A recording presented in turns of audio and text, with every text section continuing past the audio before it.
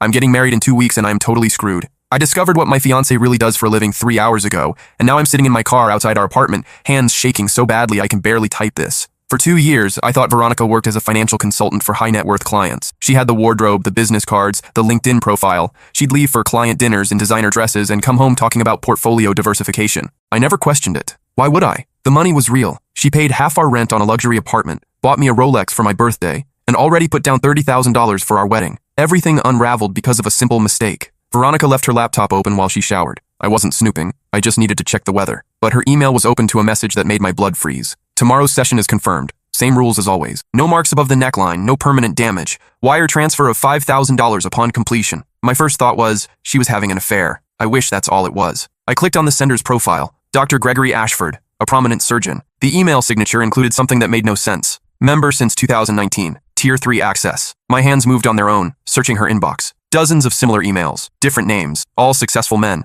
doctors, lawyers, CEOs, always the same format, confirmations, rules, wire transfers ranging from $3,000 to $15,000. Then I found the folder labeled contracts. Each PDF was a detailed agreement, not for financial consulting. The terms were specific and horrifying. What these men were paying Veronica to let them do to her. I read words like impact play, controlled suffocation, consensual non-consent scenarios. My stomach churned as I realized the woman I was about to marry had been selling something I couldn't even process. I kept digging, even though every instinct screamed at me to stop. Her browsing history revealed a hidden website called Executive Experiences. It required a password, but she'd saved it. When I logged in, I found her profile. The photos were professional but shadowed, hiding her face while displaying her body in ways I'd never seen. Her bio described her as sophisticated, discreet, and experienced in fulfilling executive needs. There were reviews, 5 stars, dozens of them. Men describing in detail what they'd done with my fiancé, rating her like she was a restaurant. One review from last week, while I was visiting my parents, described a 3-hour session that made me run to the bathroom to vomit. The shower stopped. I heard Veronica humming our wedding song,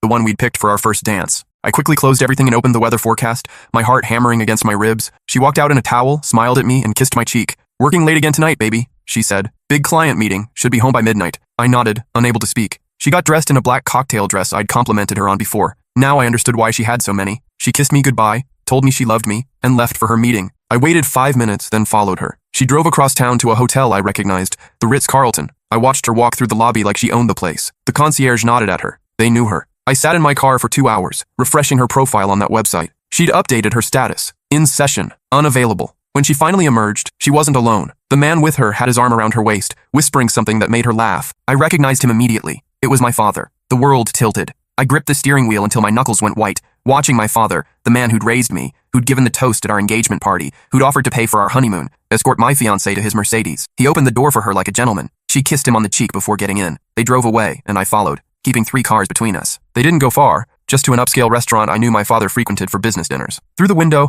I watched them sit at a corner booth. My father ordered wine. They looked comfortable together, familiar. This wasn't their first meeting. My phone buzzed. A text from Veronica. "Meeting's running long. Don't wait up. Love you." I sat there for another hour, watching them eat and talk. My father kept touching her hand across the table. She laughed at his jokes, the same ones I'd heard 1,000 times. When they finally left, he handed the valet his ticket, and I heard him tell Veronica, "Same time next week?" She nodded. I drove home in a daze. Our apartment felt like a crime scene. Everything looked different now. The expensive furniture she picked out, the designer clothes in her closet, the jewelry I'd never questioned, all paid for with money earned from men like my father. I couldn't sleep. I sat at the kitchen table with my laptop, diving deeper into Veronica's secret life. Her profile on Executive Experiences had been active for 4 years, 2 years before we'd even met. She'd been doing this the entire time we'd been together. The website had a forum where clients discussed the providers. I found a thread about Veronica, 63 replies, men trading notes about what she would and wouldn't do, her rates, her specialties. One user named DocGolf72 had posted just yesterday, "Worth every penny, accommodating to special requests. Highly recommend for those seeking the girlfriend experience with professional boundaries." The timestamp was 11:47 p.m. Veronica had gotten home at 11:55, slipping into bed beside me smelling like expensive cologne I now recognized as my father's brand. I found her second email account, the one she used for this business. Hundreds of exchanges, scheduling, negotiations. Some clients she'd been seeing for years. 3 of them were invited to our wedding. My uncle Richard, my dad's business partner Frank, my boss Dennis. The puzzle pieces started fitting together in nauseating ways. How Veronica always knew exactly what to say at family gatherings, how she'd gotten me the promotion at work, how comfortable she seemed around men who should have been strangers. At 3 a.m., Veronica came home. I pretended to be asleep as she showered, longer than usual. She slipped into bed, pressing her cold feet against my legs like she always did. I lay there rigid, fighting the urge to confront her. "You awake, baby?" she whispered. I didn't answer. She kissed my shoulder and fell asleep within minutes. I stared at the ceiling until sunrise. The next morning, Veronica made breakfast like nothing had happened. Eggs over easy, wheat toast, fresh squeezed orange juice. She hummed while she cooked, occasionally touching my arm as she moved around the kitchen. Every gesture felt like a performance now. Don't forget, we have the cake tasting it too, she said, setting a plate in front of me. The wedding cake. Our wedding cake. In 13 days. I might have to work, I lied. She frowned. Brian, you promised. We've already rescheduled twice. Brian. My name sounded foreign in her mouth. How many men's names did she say in a day? I'll try to make it, I said. She studied my face. You okay? You seem off. Just stressed about work. Maybe you need a vacation, she said, then laughed. Good thing we have Bora Bora coming up. Our honeymoon. 2 weeks in paradise. Already paid for. By her. With money from... I stood abruptly. I need to go. Brian, I'll text you about the cake tasting. I left before she could respond. I drove to my best friend Kevin's apartment. He answered the door in boxers, squinting at me. Dude, it's 7 a.m. I need to talk. Something in my voice made him step aside. I sat on his couch and told him everything. He listened without interrupting, his expression shifting from confusion to horror to rage. Your dad? He finally said. Your fucking dad? I nodded. We need to call off the wedding. It's in 2 weeks. 400 guests. Deposits we can't get back. Who gives a shit about deposits? Brian, she's been... He couldn't even finish the sentence. I know what she's been doing. And your dad knows you're marrying her. He's known this whole time and he's still... Kevin stood up, pacing. This is sick. This is beyond sick. My phone rang. Veronica. Don't answer it, Kevin said. But I did. Where are you? Her voice was worried. Kevin's. Is everything okay? You left so suddenly? Yeah, just needed to talk about best man stuff. Kevin stared at me like I'd lost my mind. Oh, Veronica said, relief evident. Well, don't forget the cake tasting. It's the last appointment they had available before the wedding. I'll be there.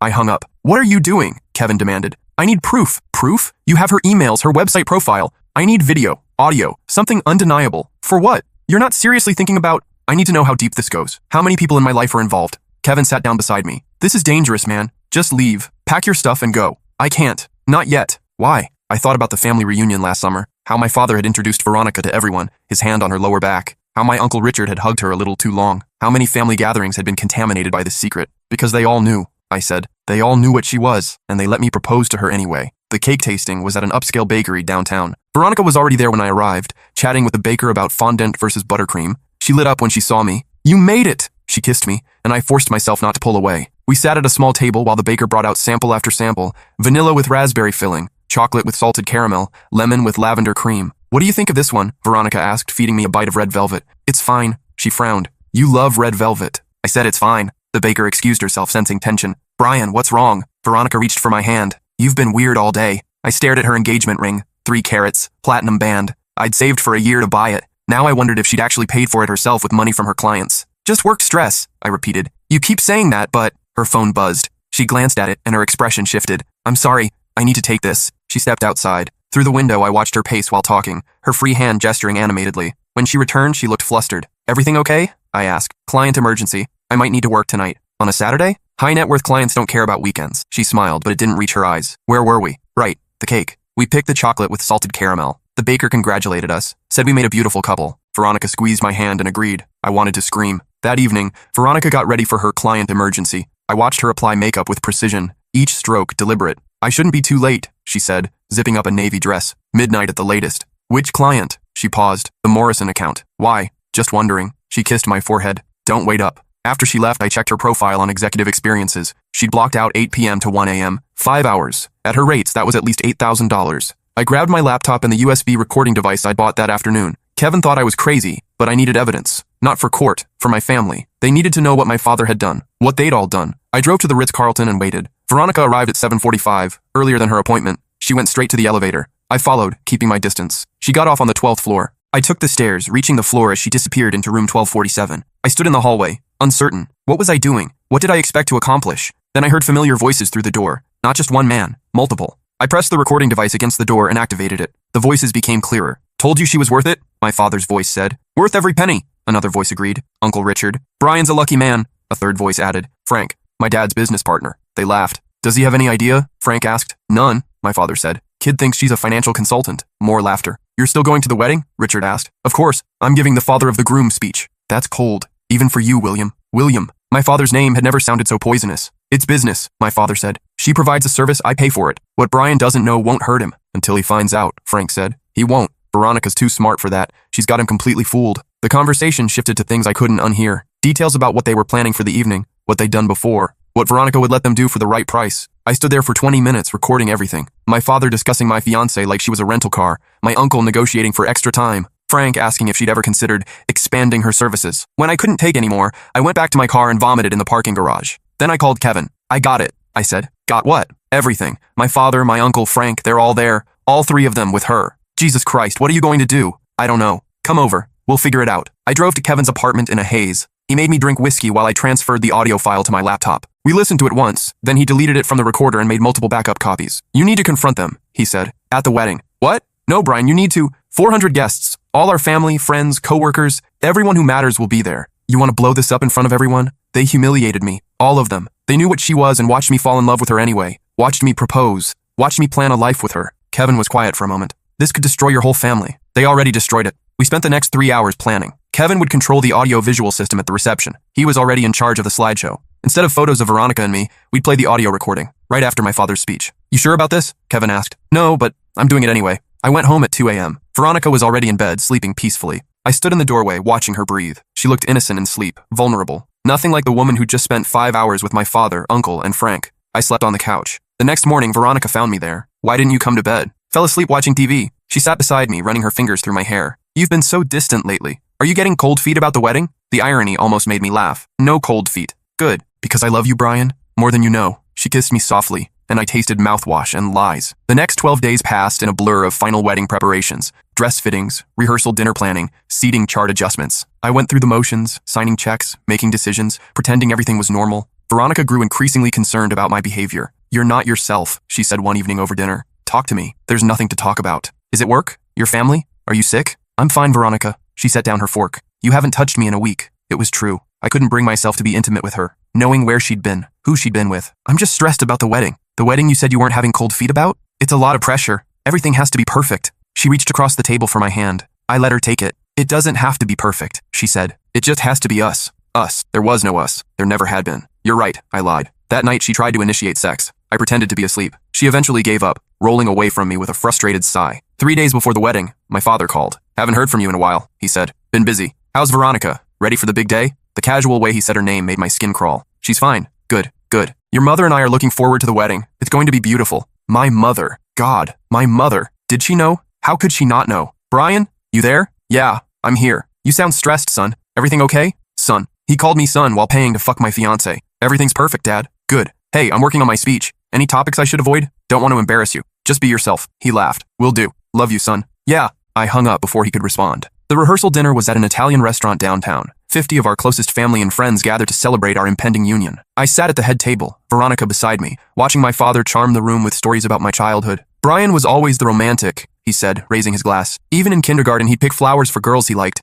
I knew someday he'd find someone special. Everyone awed. Veronica squeezed my hand. And when he introduced us to Veronica, my father continued, making eye contact with her, we knew she was the one. She's everything we could have hoped for in a daughter-in-law. My Uncle Richard raised his glass. To Brian and Veronica. To Brian and Veronica, everyone echoed. I drank my champagne and imagined their faces when they heard the recording. Frank stood next. I've known Brian since he was born, and I've never seen him happier than he is with Veronica. She brings out the best in him. Did she bring out the best in you too, Frank? I wondered. Last Thursday, in room 1247, the speeches continued. Friends from college, co-workers, cousins, all celebrating a relationship built on deception. Veronica cried during her sister's speech, dabbing at her eyes with a napkin. You okay? I whispered. Just happy, she whispered back. At the end of the dinner, Veronica stood to speak. She hadn't told me she was planning to. I just wanted to say thank you to everyone for being here, she began, her voice slightly shaky. Especially to Brian's family for welcoming me so warmly. She looked at my father, who smiled back. William and Patricia, you've been like second parents to me. William especially has been so supportive of my career, always offering advice and connections. I bet he has. And Brian, she turned to me, tears flowing now. You've shown me what real love looks like. Before you,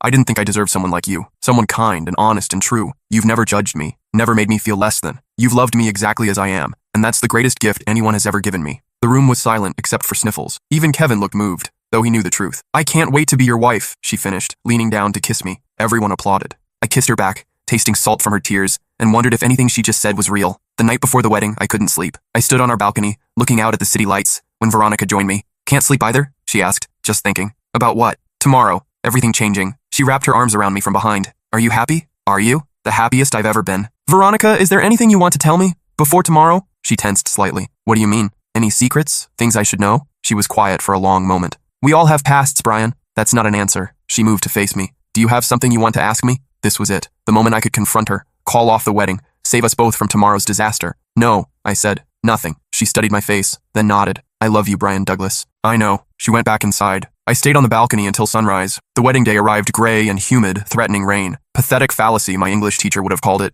Nature reflecting the mood. I got ready at Kevin's apartment. He kept asking if I was sure, if I wanted to go through with the plan. It's not too late to just leave, he said, adjusting my bow tie. Just walk away from all of it. They need to know what they did. And then what? After you destroy your entire family, then what? Then I start over. Brian, the recording is ready? He sighed. Yeah, it's loaded. All I have to do is press play. After my father's speech. After your father's speech. We drove to the church in silence. The ceremony was scheduled for 4 p.m. I stood at the altar watching guests file in. My mother in the front row, crying already. My father beside her, checking his speech cards. Uncle Richard and his wife, Frank, and his new girlfriend, 20 years younger, probably had no idea. The music changed and the bridesmaids began their procession. Then the music shifted to the wedding march, and everyone stood. Veronica appeared at the end of the aisle, radiant in white lace. Her father walked her down, a kind man who ran a hardware store and had no idea what his daughter did for a living. She smiled at me through her veil, and for a moment I forgot everything. She was just the woman I'd fallen in love with at a coffee shop 2 years ago. But then I saw my father watching her, a look in his eyes that no father-in-law should have, and I remembered everything. Dearly beloved, the minister began.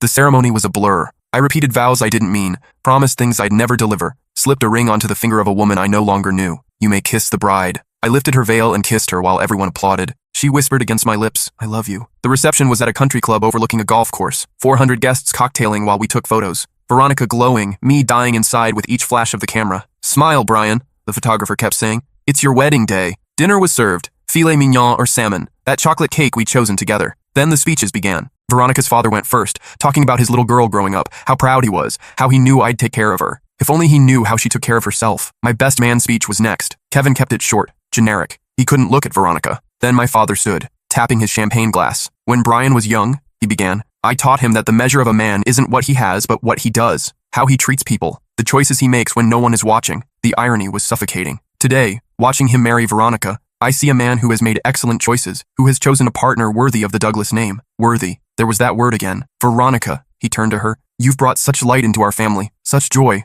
I couldn't have chosen a better wife for my son if I'd picked her myself, but you did pick her, Dad, every Thursday night at the Ritz-Carlton. And so, he raised his glass, to Brian and Veronica. May your marriage be filled with honesty, trust, and love. To Brian and Veronica, the room echoed. This was the moment. I looked at Kevin. He had his hand on his phone ready to trigger the audio system. I stood up. Thank you, Dad. That was beautiful. I took the microphone. I also want to say something. Veronica smiled up at me, tears already forming. These last 2 years with Veronica have been educational, I began. I've learned so much about trust, about honesty, about the people closest to me. My father nodded approvingly. I've learned that sometimes the people you love the most are capable of the greatest betrayals. The room grew quiet. Veronica's smile faltered. I've learned that family, blood family, doesn't always have your best interest at heart. My mother looked confused. My father's expression hardened. And I've learned that when you're about to marry someone, you should probably Google them. Nervous laughter rippled through the room. Or at least check their laptop when they leave it open. Veronica went pale. Kevin, I said, play it. For a moment, nothing happened. Then my father's voice filled the room from the speakers. She provides a service, I pay for it. What Brian doesn't know won't hurt him. Gasps, chairs scraping.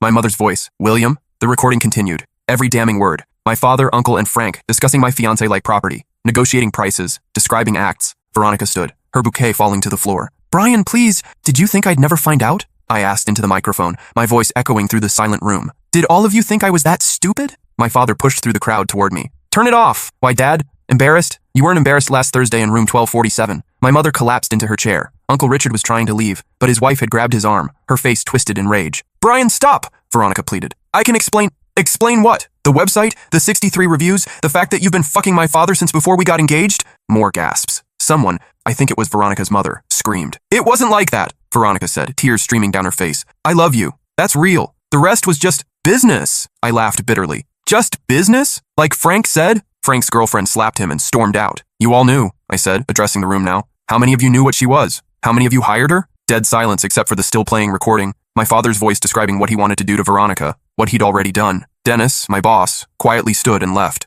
3 other men followed. That's what I thought, I said. Veronica grabbed my arm. Brian, please, let me explain. It started before us. I tried to stop, but the money, your father threatened. My father threatened you? She nodded frantically. He said if I didn't keep seeing him, he'd tell you everything. He said he'd ruin us. I looked at my father. He couldn't meet my eyes. Is that true? I asked him. He said nothing. Is that true? I shouted. You don't understand, he finally said. It's complicated. Complicated? You were fucking my fiancé and threatened her to keep doing it. What's complicated about that? My mother stood, walked over to my father, and slapped him so hard the sound echoed even over the recording. Then she left. The recording finally ended. The room was chaos. People leaving, arguing, crying. Veronica's father was being held back by two groomsmen as he tried to get to my father. You ruined everything, Veronica whispered. This didn't have to happen like this. You're right, I said. It didn't have to happen at all. You could have told me the truth. Any time in the last 2 years, you could have been honest. Would you have loved me if you knew? I thought about it. Really thought about it. I don't know, but at least it would have been my choice. I set down the microphone and walked out, leaving 390-something guests, a sobbing bride, and my destroyed family behind.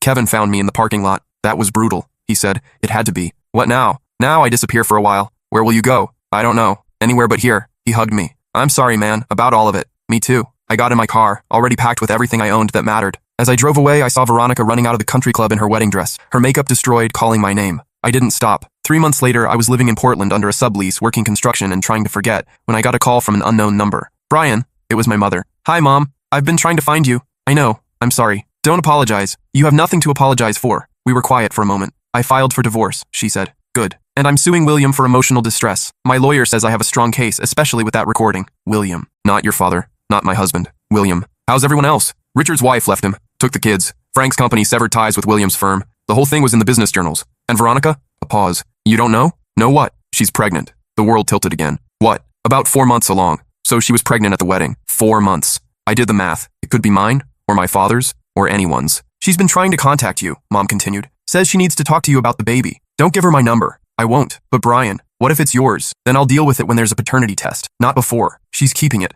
Move back in with her parents. Good for her. Brian, Mom, I can't. Not yet. Maybe not ever. I understand. We talked for a few more minutes. She updated me on family members who'd reached out, supporting me. Apparently the recording had spread beyond the wedding, and Veronica's business had been exposed. The website shut down. Several prominent men in our city were caught up in the scandal. You did the right thing, Mom said before hanging up. It was horrible, but it was right. Was it, though? I'd destroyed dozens of lives in a single evening. Ruined relationships, ended marriages, devastated families. All for what? Revenge? 6 months after the wedding, I got a letter forwarded from Kevin. Veronica's handwriting. Brian, I know you don't want to hear from me, but I need you to know some things. First, the baby is yours. I haven't been with anyone else since a month before the wedding. I know you don't believe me, but I have proof. I stopped taking clients when I realized I was pregnant. I was going to tell you after the honeymoon and quit everything. I know it doesn't matter now, but I needed you to know. Second, your father lied to me too. He told me you knew about my work and were okay with it, that you had an arrangement. I didn't find out the truth until we'd been together 6 months, and by then, I was in love with you. I tried to stop, but he did threaten me. He said he'd destroy both of us if I didn't continue seeing him. Third,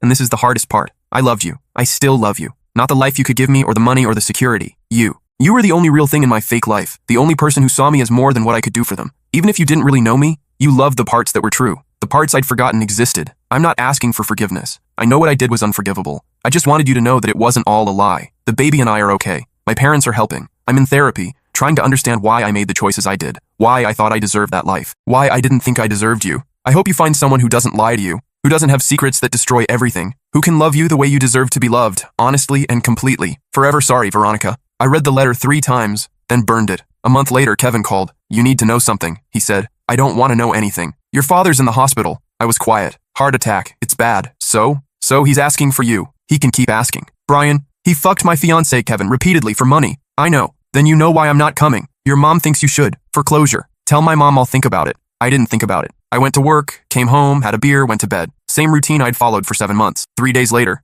Kevin called again. He died. I felt nothing. Then everything. Then nothing again. When's the funeral? Saturday. I'm not going. I know. But I went. Sat in the back row of the church watching my mother grieve a man who'd betrayed her in the worst possible way. Uncle Richard was there. Alone. Frank too. They avoided each other. Veronica wasn't there, thank God. But her presence haunted the room anyway. The elephant no one acknowledged. During the eulogy, the minister talked about my father's commitment to family, his strong moral compass, his dedication to truth. I laughed. Actually laughed out loud in the middle of the funeral. People turned to stare. My mother saw me and nodded slightly, understanding. I left before the burial. 2 years passed. I stayed in Portland, started my own construction company. Small, but profitable. I dated occasionally, but nothing serious. How do you trust after something like that? Then one day, I was at a coffee shop when a woman walked in with a toddler. The child had my father's eyes. My eyes. It was Veronica. She saw me and froze. The toddler, a boy, tugged on her hand, pointing at the pastry display. Mama, cookie! She looked older, tired, her designer clothes replaced with jeans and a Portland State University sweatshirt. Brian, she said. I stood to leave. Wait, please.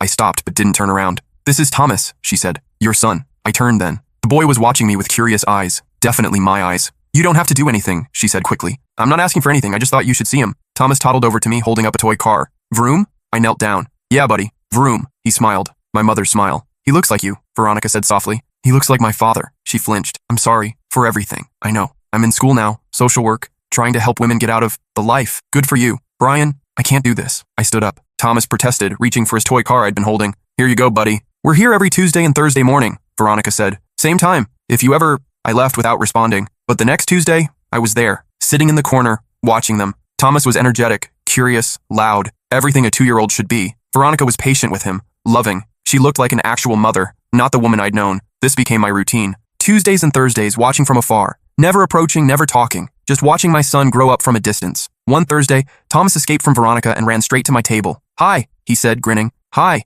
you're the car man. He remembered me from weeks ago. Smart kid. Veronica hurried over. Thomas, come here. It's okay, I said. She sat down carefully. You've been coming. Just for coffee. Brian, is he healthy? Yes. Happy? Yes. Good. Thomas climbed into my lap without invitation. I tensed but didn't push him away. He doesn't know, Veronica said. About you. I didn't know what to tell him. Tell him his father died. That's not... It's easier than the truth. Thomas was playing with my car keys, making engine noises. The truth is his father loved him before he was born, Veronica said. Loved him enough to walk away rather than raise him in anger and resentment. Don't romanticize it. I'm not. I'm just saying, you're here. That means something. I'm here for him, not you. I know. Thomas fell asleep in my lap. I hadn't moved, afraid to wake him. Veronica watched us with tears in her eyes. He needs a father, she said. He needs a better father than I can be. You're wrong. Am I? I destroyed our entire families in one night. That's not something a good person does. They destroyed themselves. You just exposed it. Same result. Brian, I know you'll never forgive me. I don't forgive myself. But don't punish Thomas for my mistakes. Thomas stirred, mumbling in his sleep. I instinctively rubbed his back,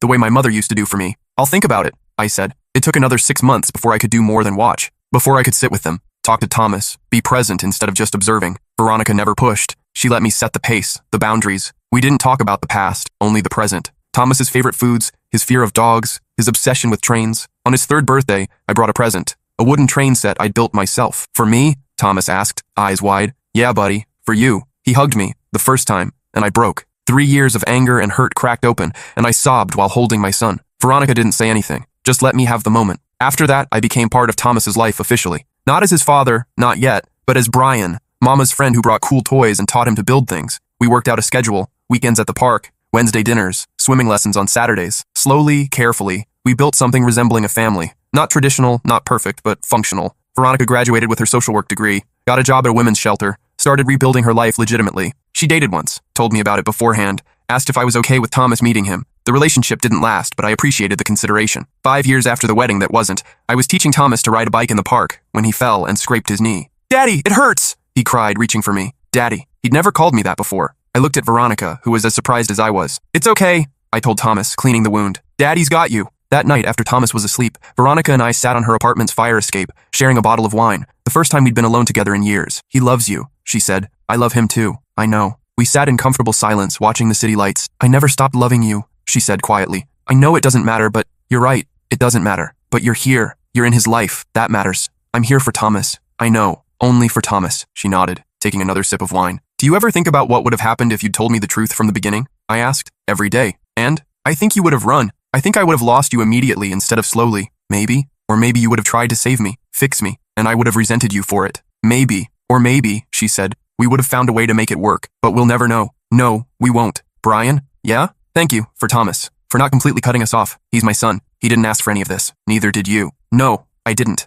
More silence. Then she asked, do you think you'll ever forgive me? I thought about it for a long time. I forgive the woman you are now, I finally said. The mother, the social worker, the person trying to be better. But the woman you were then? The one who lied to me every day for 2 years? No, I'll never forgive her. She nodded. That's fair, is it? It's more than I deserve. We finished the wine and I left, kissing Thomas's forehead as he slept. 2 more years passed. Thomas started kindergarten. I was there for his first day, camera in hand like every other parent. Veronica and I had fallen into an easy co-parenting rhythm. We weren't friends exactly, but we weren't enemies either. We were just 2 people bound together by a child we both loved. My mother had moved to Portland to be closer to her grandson. Time to move on, Brian. Find someone. Be happy. I am happy. No, you're content. There's a difference. She was right, but I didn't know how to change it. Frozen in that moment at the altar. I've moved on. I have my son, my business. You've moved forward. That's not the same as moving on. What's the difference? Moving forward is mechanical. To a fault. She knew my history. Everyone in Portland's construction community did, and she didn't care. Everyone has baggage, she said on our 3rd date. She said one day when I was picking Thomas up.